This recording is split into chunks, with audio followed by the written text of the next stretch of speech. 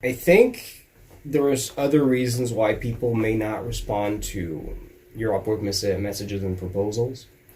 What do you have in mind? Sometimes people look at your profile and they look and they see that you don't have proper education. For some employers, that's important. Sometimes they look at your portfolio and they notice that it doesn't look that good. For some employers, that's what they're going to base their decision on. Sometimes they're going to base their decision on the way that you talk in your messages. And all of these things can matter, but the big 80-20 is making sure that you look professional on your picture. Mm-hmm. After that, all the rest, if you're worried that you don't have proper education, it's not worth going to college for 3 years just to make your Upwork profile look better.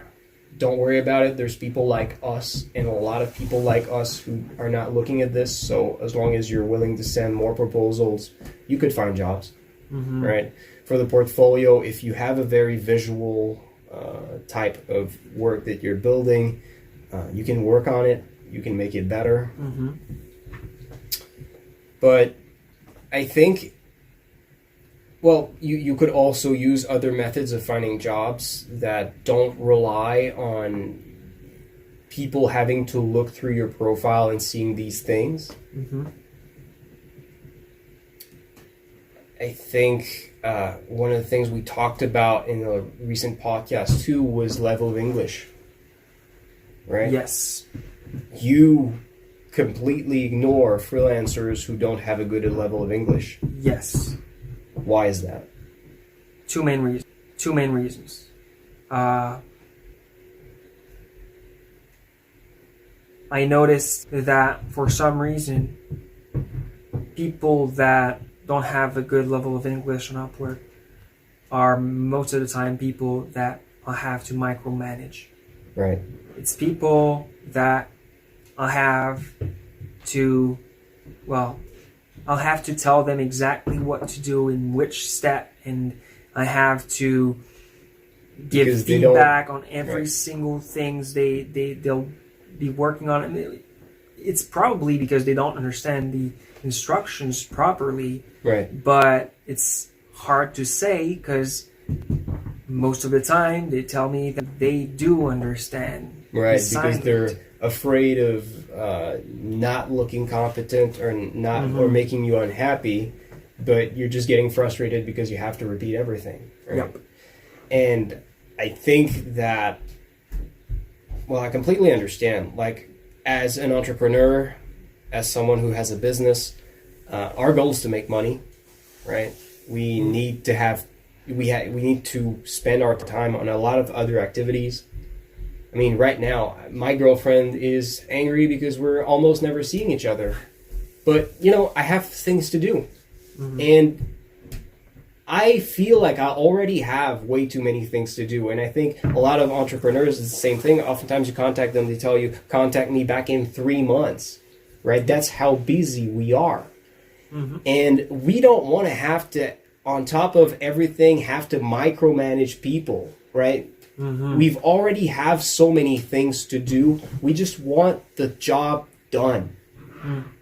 And people that don't speak English well, I mean, some people are going to be willing to give you a shot, but I think there's a lot of people like us who just rather give the job to someone who charges more money but speaks good English, and we won't have that problem. In the past, I've hired a lot of people who did not have a good level of English, and it was fine with me until I realized that it was risky. That hiring these people meant that most of the time I'll have to micromanage them. Not always, but really often. Too often. Right. To be a safe bet.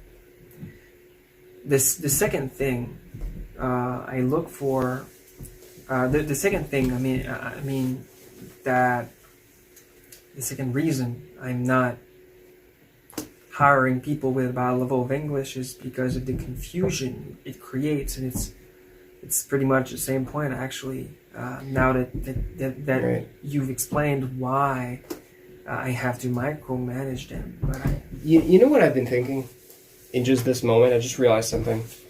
Is that if your level of English is bad, you should probably just not go on Upwork. really, Really, because at that point, like, you're trying to find jobs. If you do, you're going to have communication issues with a client.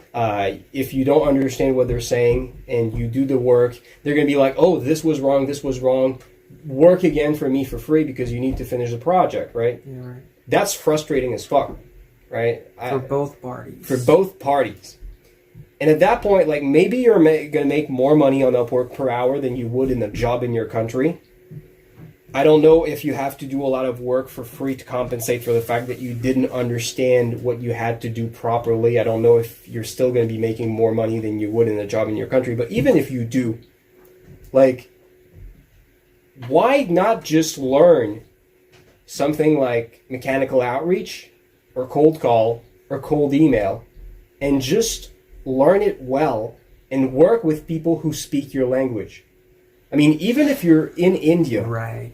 even if you're in India, okay, maybe like you could make more money per hour working with businesses on Upwork than getting a job in your country. But if you do mechanical outreach and you find companies that have more money than other companies in your area and you contact them well, Mm-hmm. you can position yourself and still probably make more money than Upwork. Right? Yep. Because the point about using mechanical outreach, the point that you need to understand if you want to be successful is you don't want to be working with any companies. You want to be working with companies who have the budget and are willing to hire people who they're willing to pay more money to make sure that they have a good freelancer. Mm-hmm. Right? And so I think that even if on average web developer is going to be paid less in India, for example, than in the US, there's still companies in India that are willing to pay more for web developers than others. Yep. Well, when you think about it, as a web developer in Canada, you're going to be paid, what, 25 when you just started? And I don't know. I got paid $18 an hour. 18 Canadian, which is way less than US, but 18. So minimum of $15-18 an hour, Right. and probably maximum 40 if you've been there for 10-15 years. Yeah. I think that's realistic, yeah. Using the mechanical outreach, depending on how good the person is, they can be making up to $150 an hour. Right. So following that logic, if Of course, we're comparing like normal jobs with freelancing, but yeah, in terms of hourly rates, you can definitely make more than what the salary of developers in your country is. So following that logic, if you get paid for $3 an hour in India for web development, well, I don't know how much it is. Right. Well, maybe you can get paid 10 times as much Right. following the Or mechanical even if it outreach. was like just 4 or 5 times or 3 times. Right. Twice as much would be worth it. Well, Right.